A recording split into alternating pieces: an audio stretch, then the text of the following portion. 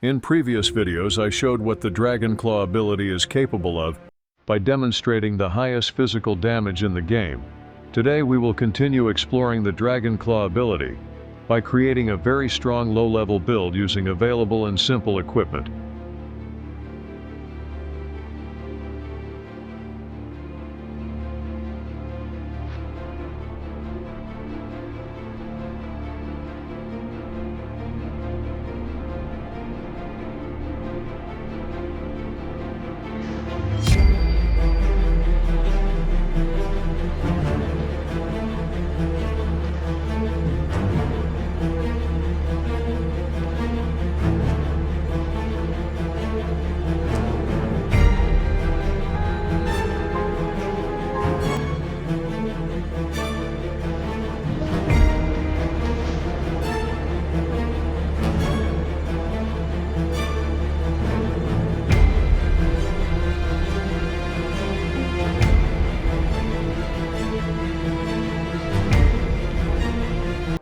As our weapon, we will use claws. In the right hand, we will use the fast greater claws, and in the left hand, the slower hand side. This is a very good claw combination mechanic that allows for a more optimal distribution of attack speed values.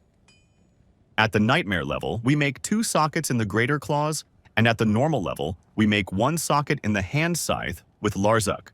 I recommend inserting an ith rune into the sockets made in the claws.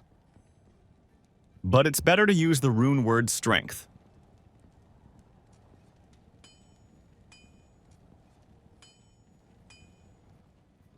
As our helmet, we will use lore.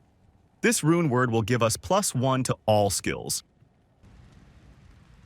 As our chest armor, we will use the rune word peace. I believe this is the best choice. In previous videos, we have already discussed the benefits of this armor for the Dragonclaw ability. However, I will remind you once again that the key feature of this armor is the +2 points to critical strike.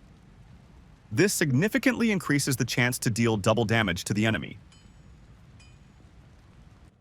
We will use the angelic set Amulet and Ring.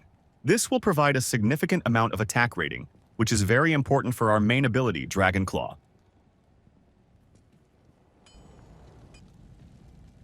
We will use the unique belt Razortail. It will give us +10 points to physical damage. This is not a lot, but at the early stages of character development, it is a decent amount. We will use the Nagel Ring as our second ring. Usually everyone discards it, but for our main ability, it is a very useful ring at the early stages of character development. It would be very good if you find the unique Boots Goblin Toe. They will give us 25% crushing blow. The absence of Goblin Toe is not critical. You can use any other boots you have available.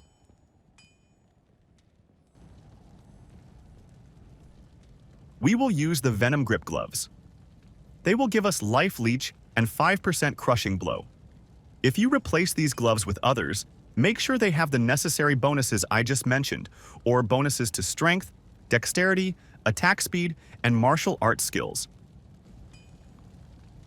We distribute the character attribute bonuses as follows. Add bonuses to strength and dexterity to meet the equipment requirements. The remaining points are added to vitality. We distribute the skill points as follows. Add the maximum number of points to Dragonclaw since it is our main skill. Add enough points to Burst of Speed to achieve 49% attack speed for this skill. For traps, distribute the points as needed. The remaining points are all added to Blade Shield, which will help deal more damage to enemies surrounding us. Mercenary. We need a mercenary with the Blessed Aim aura. We can hire him in Act 2. We need a mercenary with this aura to increase our attack rating and have a higher chance of hitting the enemy. The most important thing we need from the mercenary is the Insight weapon with a meditation aura at level 17. If you don't have certain equipment, you can craft it. For example, a helmet. Such a helmet will definitely have Life Leech, Deadly Strike, and if you're lucky, 2 sockets. You can add 2 perfect topazes into the sockets to increase your chance of... You can also craft a belt with simple, guaranteed bonuses to chance of open wounds, Life Leech, and life. It will be a basic but decent belt if you don't have a better one. You can also craft gloves with guaranteed bonuses. This is much better than having nothing at all. If you don't have the angelic set amulet and ring, you can allocate the extra attribute points to dexterity instead of vitality.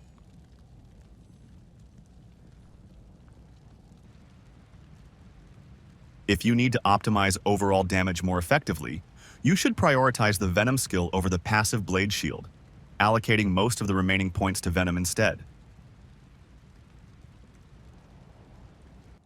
Some people mistakenly insert an Tal rune or a perfect emerald into the sockets, thinking it will provide more damage than an Ith or Sol rune.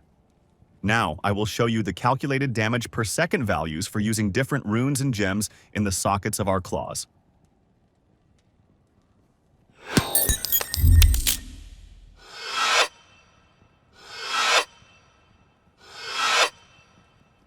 As we can see from the calculations, the perfect emerald and Tal rune have no advantages when used in claws.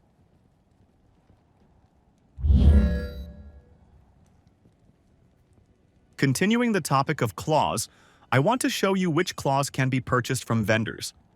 If you have a lot of gold, you can buy very interesting and expensive claws, even for low-level characters. For our build, it is important to find charms that provide elemental damage and physical damage.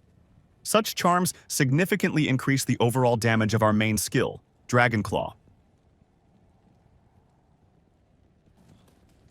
I also want to highlight the importance of using the Blade Shield and Blade Fury skills. Although they belong to the Traps category, they interact very well with our main skill, Dragon Claw.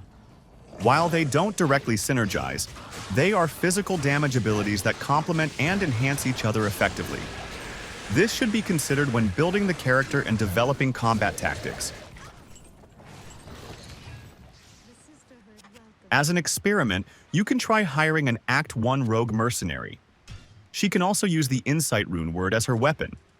As you can see, this mercenary deals significant damage to enemies and can cast Inner Sight, completely removing the enemy's defense. This is a very interesting mechanic. We might explore it in future videos, but for now,